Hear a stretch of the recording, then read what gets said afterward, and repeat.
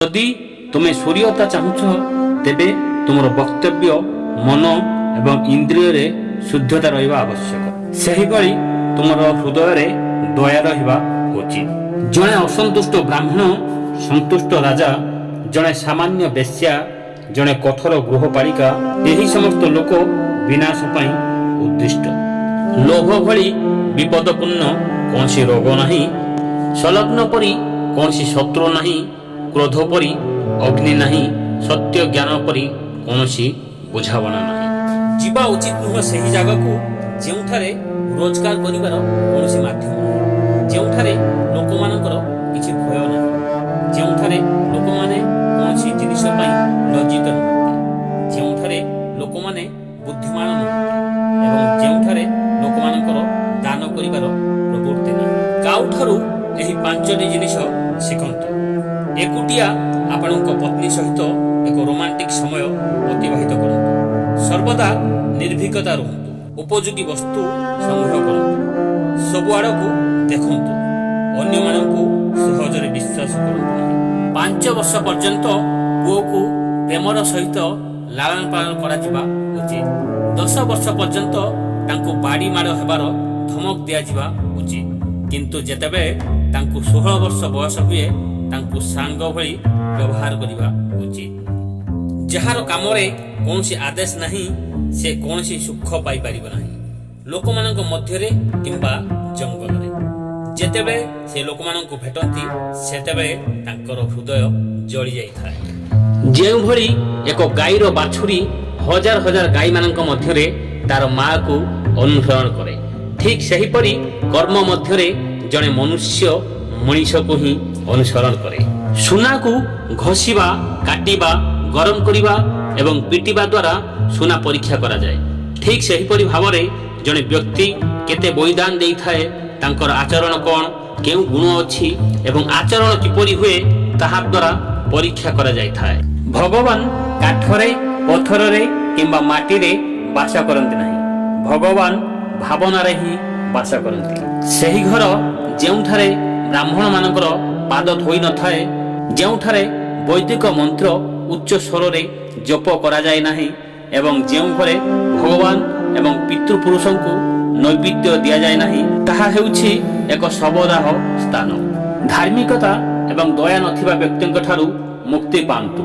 ସେହି ଗୁରୁଙ୍କ ଠାରୁ ଦୂରେଇ ରୁହନ୍ତୁ ଯାହାର ଆଧ୍ୟାତ୍ମିକ ଜ୍ଞାନ ନାହିଁ। ଯେଉଁ ପତ୍ନୀଙ୍କ ମୁହଁରେ ସର୍ବଦା ଘୃଣା ଥାଏ ସେହି ପତ୍ନୀଙ୍କ ଠାରୁ ମୁକ୍ତି ପାଆନ୍ତୁ। ସେହି ସମ୍ପର୍କୀୟଙ୍କ ଠାରୁ ଦୂରେଇ ରୁହନ୍ତୁ ଯାହାର ପ୍ରେମ ନାହିଁ।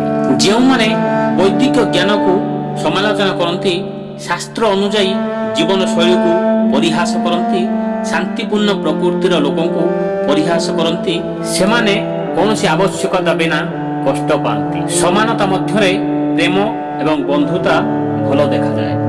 କେବଳ ଯିଏ ରାଜାଙ୍କ ପାଇଁ କାମ କରେ ତାକୁ ହିଁ ସମ୍ମାନ ମିଳିଥାଏ। ବୃତ୍ତି ମଧ୍ୟରେ ବାଣିଜ୍ୟ ସର୍ବୋତ୍ତମ ଏବଂ ଭଲ ଗୁଣ ଥିବା ମହିଳା ନିଜ ଘରେ ସୁରକ୍ଷିତ ରହିଥାନ୍ତି। ଯେପରି ମାଛମାନେ ସେମାନଙ୍କର ଶିଶୁମାନଙ୍କୁ ଦୃଷ୍ଟିରେ ପୋଷଣ କରନ୍ତି, କଇଁଚମାନେ ଧ୍ୟାନ ଦେଇ ଏବଂ ପକ୍ଷୀମାନେ ସ୍ପର୍ଶ ଦ୍ୱାରା ପୋଷଣ କରନ୍ତି, ସେହିଭଳି ସୁପୁରୁଷମାନଙ୍କ ଦ୍ୱାରା ମଣିଷମାନଙ୍କୁ ପୋଷଣ କରେ। ଯେତେବେଳେ ତୁମର ଶରୀର ସୁସ୍ଥ ଏବଂ ତୁମର ନିୟନ୍ତ୍ରଣରେ, ସେତେବେଳେ ଆତ୍ମାର ହୃଦୟଙ୍ଗମ ପାଇଁ ସମାଧାନ ନିଆଯିବା ଉଚିତ, କାରଣ ମୃତ୍ୟୁ ପରେ କେହି କିଛି କରିପାରିବେ ନାହିଁ। ଜ୍ଞାନ ଆହରଣ ଏକ ଲଟା ପରି, ଯାହା ପ୍ରତ୍ୟେକ ଋତୁରେ ଯେପରି ଅମୃତ ଭଣ୍ଡାର ହୋଇଥାଏ, ସେହିପରି ବିଦେଶରେ ଜଣେ ମାତା ବା ରକ୍ଷକ ଭଳି ହୋଇଥାଏ। ଜ୍ଞାନ ଏକ ଲୁକାୟିତ ଧନ କୁହାଯାଏ। ଶହ ଶହ ଅଜ୍ଞାନୀ ପୁଅ ଅପେକ୍ଷା ଜଣେ ଜ୍ଞାନୀ ପୁଅ ଭଲ, କାରଣ କେବଳ ଗୋଟାଏ ଚନ୍ଦ୍ର ରାତିର ଅନ୍ଧକାରକୁ ଦୂର କରିଦିଏ, ଯାହା ଅସଂଖ୍ୟ ତାରା ଏହା କରିପାରନ୍ତି ନାହିଁ। ଜନ୍ମ ସମୟରେ ମୃତ୍ୟୁ ଶିଶୁଟି ଏକ ମୂର୍ଖ ଦୀର୍ଘଜୀବୀ ସନ୍ତାନ ଅପେକ୍ଷା ଭଲ। ପ୍ରଥମ ସନ୍ତାନ କିଛି କ୍ଷଣ ପାଇଁ ଦୁଃଖ ଦିଏ, ଦ୍ୱିତୀୟ ସନ୍ତାନ ସାରା ଜୀବନ ପାଇଁ ଦୁଃଖର ନିଆଁରେ ପିତାମାତାଙ୍କୁ ଜାଳି ଦିଏ। ଏହି ଜିନିଷ ଗୁଡ଼ିକ ବିନା ଅଗ୍ନିରେ ଜଣେ ବ୍ୟକ୍ତିଙ୍କୁ ଜାଳି ଦିଏ। ଅସୁରକ୍ଷିତ ସ୍ଥାନ, ଏକ ନିମ୍ନ ଜାତିର ବ୍ୟକ୍ତିଙ୍କ ସହିତ କାମ କରିବା, ଅସ୍ୱାସ୍ଥ୍ୟକର ଖାଦ୍ୟ, କ୍ରୋଧିତ ପତ୍ନୀ, ମୂର୍ଖ ପୁଅ ଏବଂ ବିଧବା ଝିଅ। ଯେତେବେଳେ ଜଣେ ବ୍ୟକ୍ତି ଦୁଃଖ ଦ୍ୱାରା ଜଳିଯାଏ ସେତେବେଳେ ତାଙ୍କୁ ଏହିମାନେ ସମର୍ଥନ ପ୍ରଦାନ କରନ୍ତି।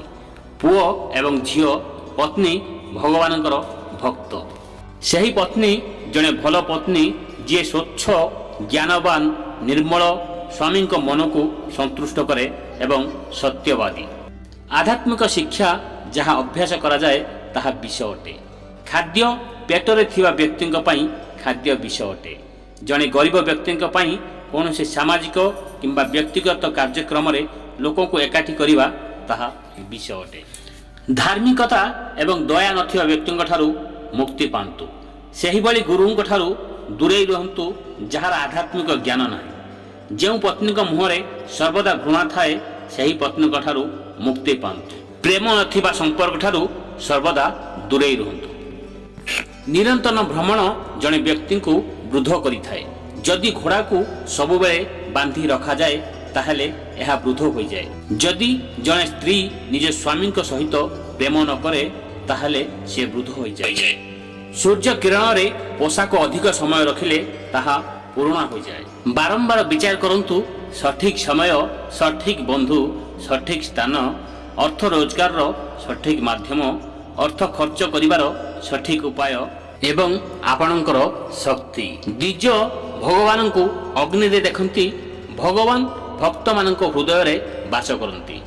ଯେଉଁମାନେ ଛୋଟ ମାନସିକ ଅଟନ୍ତି ସେମାନେ ମୂର୍ତ୍ତିରେ ଭଗବାନଙ୍କୁ ଦେଖନ୍ତି, କିନ୍ତୁ ଯେଉଁମାନଙ୍କର ଏକ ବ୍ୟାପକ ଦର୍ଶନ ଅଛି ସେମାନେ ଜାଣନ୍ତି ଯେ ଭଗବାନ ସର୍ବତ୍ର ଅଛନ୍ତି। ଯେଉଁମାନେ ବୈଦିକ ଜ୍ଞାନକୁ ନିନ୍ଦା କରନ୍ତି, ଶାସ୍ତ୍ର ଅନୁଯାୟୀ ଜୀବନଶୈଳୀକୁ ପରିହାସ କରନ୍ତି, ଶାନ୍ତିପୂର୍ଣ୍ଣ ପ୍ରକୃତିର ଲୋକଙ୍କୁ ପରିହାସ କରନ୍ତି, ସେମାନେ କୌଣସି ଆବଶ୍ୟକତା ବିନା ହିଁ କଷ୍ଟ ଏବଂ ଯନ୍ତ୍ରଣା ପାଆନ୍ତି। ଆର୍ଥିକ କାରବାରରେ, ଜ୍ଞାନ ଆହରଣରେ, ଖାଇବା ଏବଂ ବ୍ୟବସାୟ କରିବାରେ ଲଜ୍ଜା ଅନୁଭବ କରୁଥିବା ବ୍ୟକ୍ତି ଜୀବନରେ କେବେ ଖୁସି ପାଆନ୍ତି ନାହିଁ। ଏହିସବୁ ଜିନିଷ ବିନା ଅଗ୍ନିରେ ଜଣେ ବ୍ୟକ୍ତିଙ୍କୁ ଯାଇ ଦିଏ। ଏକ ଛୋଟ ଗାଁରେ ବସବାସ ଯେଉଁଠାରେ ରହିବା ସୁବିଧା ଉପଲବ୍ଧ ନାହିଁ। ଏକ ନିମ୍ନ ପରିବାରରେ ଜନ୍ମ ହୋଇଥିବା ବ୍ୟକ୍ତିଙ୍କ ପାଇଁ କାମ କରିବା, ଅସ୍ୱାସ୍ଥ୍ୟକର ଖାଦ୍ୟ ଖାଇବା, ଯାହାର ପତ୍ନୀ ସର୍ବଦା କ୍ରୋଧିତ ହୁଅନ୍ତି, ଯାହାର ମୂର୍ଖ ପୁଅ ଅଛନ୍ତି, ଯାହାର ଝିଅ ବିଧବା ହୋଇଯାଇଛି। ବ୍ରାହ୍ମଣମାନେ ଅଗ୍ନି ପୂଜା କରିବା ଉଚିତ। ଅନ୍ୟ ଲୋକମାନେ ବ୍ରାହ୍ମଣମାନଙ୍କୁ ପୂଜା କରିବା ଉଚିତ। ପତ୍ନୀ ତାଙ୍କ ସ୍ୱାମୀଙ୍କୁ ପୂଜା କରିବା ଉଚିତ ଏବଂ ଯେଉଁମାନେ ମଧ୍ୟାହ୍ନ ଭୋଜନ ପାଇଁ ଆସନ୍ତି ସେମାନେ ଅତିଥିମାନଙ୍କୁ ପୂଜା କରିବା ଉଚିତ। ଘଷିବା, କାଟିବା, ଗରମ କରିବା ଏବଂ ପିଟିବା ଦ୍ୱାରା ସୁନା ପରୀକ୍ଷା କରାଯାଏ। ସେହିଭଳି ଜଣେ ବ୍ୟକ୍ତି କେତେ ବଳିଦାନ ଦେଇଥାଏ, ତାଙ୍କର ଆଚରଣ କ'ଣ, କେଉଁ ଗୁଣ ଅଛି ଏବଂ ତାଙ୍କର ଆଚରଣ କିପରି, ଚାଣକ୍ୟ ନୀତି ଦ୍ୱାରା ହିଁ ପରୀକ୍ଷା ହୋଇଥାଏ। ଅନେକ ଲୋକ ଯେଉଁମାନେ ସମାନ ଗର୍ଭରୁ ଜନ୍ମ ହୋଇଥିଲେ କିମ୍ବା ସମାନ ନକ୍ଷତ୍ରରେ ଜନ୍ମ ହୋଇଥିଲେ ସେମାନେ ଏକାଠି ରୁହନ୍ତି ନାହିଁ। ସେହିଭଳି ଏକ ଆଶ୍ରମରେ ରହୁଥିବା ସାଧୁ ସନ୍ଥମାନେ ସମସ୍ତେ ସମାନ ନୁହନ୍ତି। ବନ୍ଧୁ, ଯେଉଁ ବ୍ୟକ୍ତି ହାତ ସଫା ଅଛି ସେ ଅଫିସରେ କାର୍ଯ୍ୟ କରିବାକୁ ଚାହାନ୍ତି ନାହିଁ। ଯିଏ ନିଜର ଇଚ୍ଛାକୁ ସମାପ୍ତ କରିଛି ସେ ନିଜ ଶରୀରକୁ ଶୋଭା ଦିଏ ନାହିଁ। ଜଣେ ଅର୍ଦ୍ଧଶିକ୍ଷିତ ବ୍ୟକ୍ତି କେବେ ମଧୁର ଶବ୍ଦ କହିପାରେ ନାହିଁ ଏବଂ ଯିଏ ସିଧାସଳଖ କଥା ହୁଏ ସେ କେବେ ପ୍ରତାରଣା କରିପାରିବ ନାହିଁ।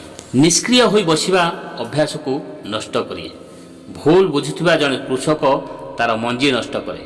ଯଦି କୌଣସି କମାଣ୍ଡୋ ନାହିଁ ତାହେଲେ ସେନା ଧ୍ୱଂସ ହୋଇଯାଏ। ପ୍ରାପ୍ତ ଜ୍ଞାନ ଅଭ୍ୟାସ ମାଧ୍ୟମରେ ସୁରକ୍ଷିତ ରହିଥାଏ। ଭଲ ସମ୍ମାନ ଦ୍ୱାରା ଘରର ସମ୍ମାନ ସୁରକ୍ଷିତ ରହିଥାଏ। ଜଣେ ସମ୍ମାନିତ ବ୍ୟକ୍ତି ଭଲ ଗୁଣ ଦ୍ୱାରା ସମ୍ମାନିତ ପାଇଥାଏ। ବନ୍ଧୁ, ଧର୍ମ ଦ୍ୱାରା ଅର୍ଥ ସୁରକ୍ଷିତ ରହିଥାଏ। କଠିନ ପରିଶ୍ରମ କରି ଜ୍ଞାନ ସଂରକ୍ଷିତ ହୋଇଥାଏ। ରାଜାଙ୍କ ଠାରୁ ରକ୍ଷା ତାଙ୍କ କଥା ମାନିବାରେ ହୋଇଥାଏ। ଘରଟି ଏକ ଦକ୍ଷ ଗୃହିଣୀ ଦ୍ୱାରା ସୁରକ୍ଷିତ ରହିଥାଏ। ବନ୍ଧୁ, ଦାନ ଦାରିଦ୍ର୍ୟ ଦୂର କରେ। ଭଲ ଆଚରଣ ଦୁଃଖ ଦୂର କରେ। ଜ୍ଞାନ ଅଜ୍ଞାତକୁ ନଷ୍ଟ କରେ। ସୂଚନା ଭୟ ଦୂର କରେ। ବନ୍ଧୁ, ଲୋଭ ଭଳି ବିପଦଜନକ କୌଣସି ରୋଗ ନାହିଁ। ସଂଲଗ୍ନ ପରି କୌଣସି ଶତ୍ରୁ ନାହିଁ। କ୍ରୋଧ ପରି ଅଗ୍ନି ନାହିଁ। ଧର୍ମର ଜ୍ଞାନ ସହିତ ସମାନ ବୁଝାମଣା ନାହିଁ। ବନ୍ଧୁ, ଯିଏ ନିଜର ପ୍ରକୃତି ଜାଣେ ତା ପାଇଁ ସ୍ୱର୍ଗ ନଡ଼ା ପରି। ଜଣେ ଶକ୍ତିଶାଳୀ ଯୋଦ୍ଧା ତାଙ୍କ ଜୀବନକୁ ଅମୂଳକ ମନେ କରନ୍ତି। ଯିଏ ନିଜର ଇଚ୍ଛାକୁ ପରାସ୍ତ କରିଛି ନାରୀ ଉପଭୋଗର ବସ୍ତୁ ନୁହେଁ, ତାଙ୍କ ମନରେ କୌଣସି ସଂଲଗ୍ନତା ନଥିବା ବ୍ୟକ୍ତିଙ୍କ ପାଇଁ ସମଗ୍ର ବ୍ରହ୍ମାଣ୍ଡ ଅମୂଳକ। ବନ୍ଧୁ, ଯେତେବେଳେ ତୁମେ ଏକା ଯାତ୍ରାକୁ ଯାଅ, ଶିଖିବା ତୁମର ବନ୍ଧୁ। ପତ୍ନୀ ଘରେ ଜଣେ ବନ୍ଧୁ। ଯେତେବେଳେ ତୁମେ ଅସୁସ୍ଥ, ମେଡିସିନ ତୁମର ବନ୍ଧୁ। ରୋଜଗାର ପରେ ଗୁଣ ହେଉଛି ଏକମାତ୍ର ବନ୍ଧୁ। ବନ୍ଧୁ, ସମୁଦ୍ର ଉପରେ ପଡ଼ୁଥିବା ବର୍ଷା ବ୍ୟର୍ଥ ଅଟେ। ଯାହାର ପେଟ ପୂର୍ଣ୍ଣ, ଖାଦ୍ୟ ତା ପାଇଁ ଅଦରକାରୀ। ଟଙ୍କା ଥିବା ବ୍ୟକ୍ତିଙ୍କ ପାଇଁ ଉପହାର କୌଣସି ଅର୍ଥ ନାହିଁ। ଦିନରେ ଦୀପ ଜାଳିବା ଅଦରକାରୀ ହୋଇଥାଏ। ସାଙ୍ଗମାନେ, ବର୍ଷା ଜଳ ପରି ଜଳ ନାହିଁ। ନିଜ ଶକ୍ତି ପରି କୌଣସି ଶକ୍ତି ନାହିଁ। ଆଖିର ଆଲୋକ ପରି କୌଣସି ଆଲୋକ ନାହିଁ। ଖାଦ୍ୟଠାରୁ ବଡ଼ ଧନ ହିଁ ନାହିଁ। ସାଙ୍ଗମାନେ, ଗରିବ ଲୋକଙ୍କୁ ଧନ କାମନା, ପଶୁ ସହିତ କଥା ହେବାର ଇଚ୍ଛା, ଲୋକମାନଙ୍କୁ ସ୍ୱର୍ଗ କାମନା, ଏସବୁ ବ୍ୟର୍ଥ। କେବଳ ସତ୍ୟର ଶକ୍ତି ଏହି ଜଗତକୁ ବଞ୍ଚାଇଥାଏ। କେବଳ ସତ୍ୟର ଶକ୍ତି ଦ୍ୱାରା ସୂର୍ଯ୍ୟ କିରଣ, ପବନ ପ୍ରବାହିତ ହୁଏ। ବାସ୍ତବରେ ସବୁକିଛି ସତ୍ୟ ଉପରେ ନିର୍ଭର କରେ। ସାଙ୍ଗମାନେ, ଧନର ଦେବୀ ମାତା ଲକ୍ଷ୍ମୀ ଚତୁର ଅଟନ୍ତି। ଆମର ଶ୍ୱାସକ୍ରିୟା ମଧ୍ୟ ଚତୁର ଅଟେ। ଆମେ କେତେ ଦିନ ବଞ୍ଚିବା କୌଣସି ସୀମା ନାହିଁ।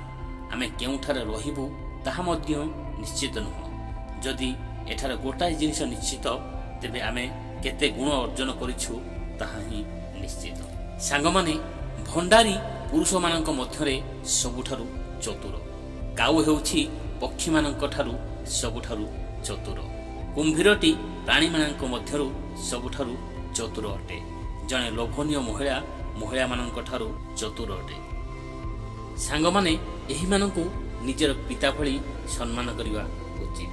ଯିଏ ତୁମର ବଳି ରୀତିନୀତି କରୁଥିଲେ, ଯିଏ ତୁମକୁ ଶିକ୍ଷା ଦେଲେ, ଯିଏ ତୁମକୁ ଖାଦ୍ୟ ଦେଲେ, ଯିଏ ତୁମକୁ ଭୟଭୀତ ପରିସ୍ଥିତିରେ ଉଦ୍ଧାର କଲେ। ମୂର୍ଖତା ଯନ୍ତ୍ରଣାଦାୟକ, ଯୌବନ ମଧ୍ୟ ଯନ୍ତ୍ରଣାଦାୟକ।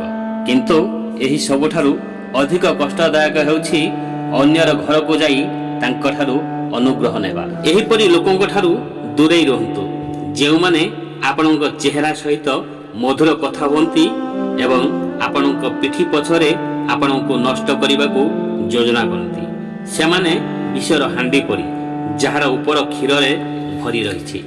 ଖରାପ ବନ୍ଧୁକୁ କେବେ ବି ବିଶ୍ୱାସ କର ନାହିଁ। ଜଣେ ଭଲ ବନ୍ଧୁକୁ ମଧ୍ୟ ବିଶ୍ୱାସ କର ନାହିଁ। କାରଣ ଯଦି ଏପରି ଲୋକମାନେ ତୁମ ଉପରେ କ୍ରୋଧ କରନ୍ତି, ତେବେ ସେମାନେ ତୁମର ସମସ୍ତ ରହସ୍ୟ ଉନ୍ମୋଚନ କରିଦେବେ। ସମାନତା ମଧ୍ୟରେ ପ୍ରେମ ଏବଂ ବନ୍ଧୁତା ଭଲ ଦେଖାଯାଏ। କେବଳ ଯିଏ ରାଜାଙ୍କ ପାଇଁ କାମ କରେ ତାଙ୍କୁ ହିଁ ସମ୍ମାନ ମିଳିଥାଏ।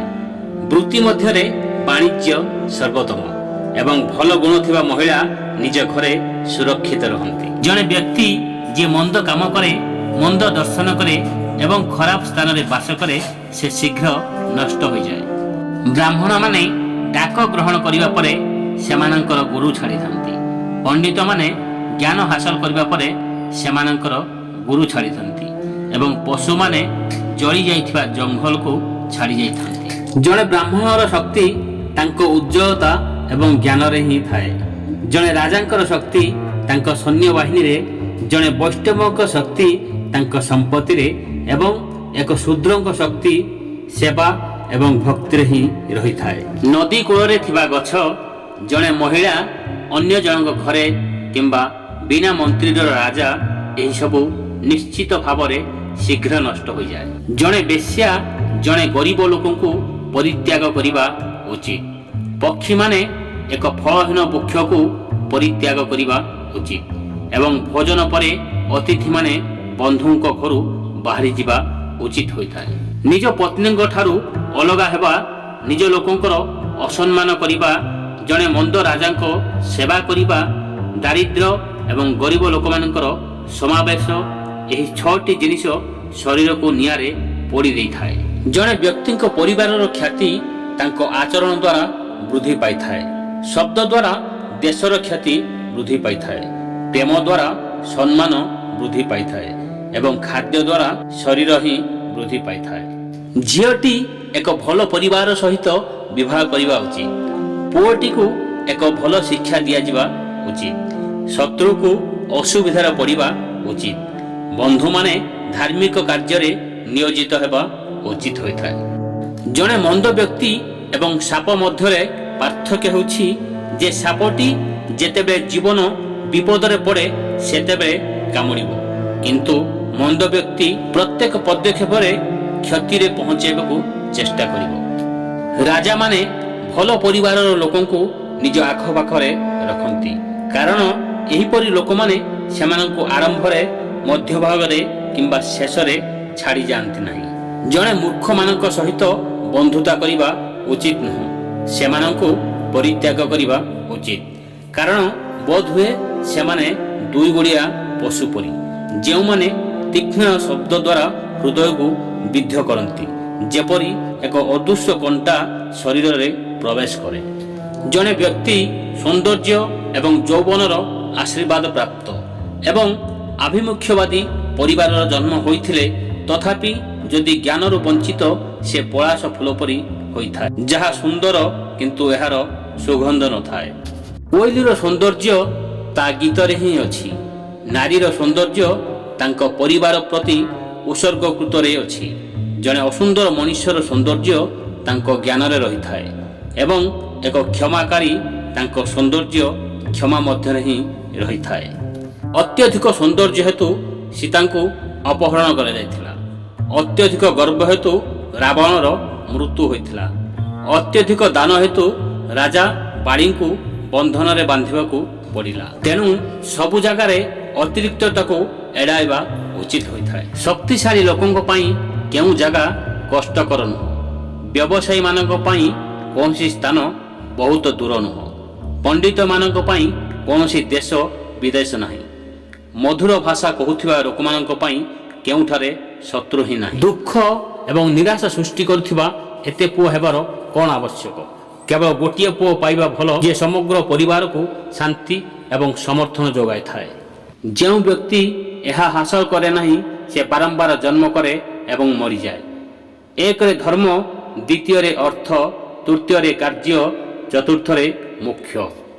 ଯେପରି ଗୋଟାଏ ଜଙ୍ଗଲ କେବଳ ଗୋଟାଏ ଫୁଲ ଗଛ ସହିତ ସୁଗନ୍ଧିତ ହୁଏ, ଠିକ୍ ସେହିଭଳି ଜଣେ ଭଲ ପୁଅ ସମଗ୍ର ପରିବାର ପାଇଁ ଗୌରବ ଆଣିଥାଏ। ଧନଦେବୀ ଲକ୍ଷ୍ମୀ ନିଜେ ସେହି ସ୍ଥାନକୁ ଆସିଥାନ୍ତି ଯେଉଁଠାରେ ମୂର୍ଖମାନଙ୍କୁ ସମ୍ମାନ ଦିଆଯାଏ ନାହିଁ। ଶସ୍ୟଗୁଡ଼ିକ ଭଲ ଭାବରେ ଗଚ୍ଛିତ କରି ରଖାଯାଏ। ସ୍ୱାମୀ ସ୍ତ୍ରୀଙ୍କ ମଧ୍ୟରେ ନାଗରିକ ବିବାଦ ନଥାଏ।